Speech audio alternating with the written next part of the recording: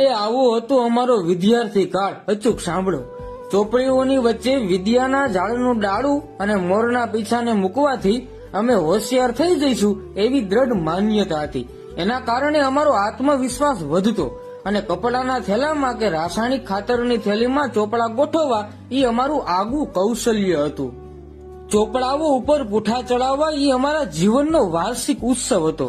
પુસ્તકો ખૂબ સારી રીતે સાચવતા, કારણ વર્ષ પૂરું થયા પછી અડધી કિંમતે પાછા બીજાને વેચી દેતા.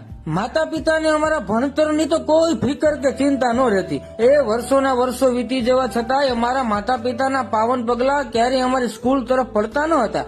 ના વાલી મીટિંગ, શિક્ષકના મારની કોઈ ફરિયાદ ના કરતા, કારણ એવું કરવાથી ઘરે વધારે માર પડતો. શિક્ષકની ભૂલ હોય જ નહીં એવી વ્યાપક ધારણા હતી. અમારા દોસ્તો મજાના હતા. શિક્ષકે પૂછેલા પ્રશ્નના જવાબ ના આવડે તો આજુબાજુ વાળો હળવેથી જવાબ ગણગણે તો અમારા કાની જવાબને તરત પકડી શકે એવું અમારી પાસે હુનર હતું. આવી તો મિત્રને મદદ કરવાની ભાવના હતી.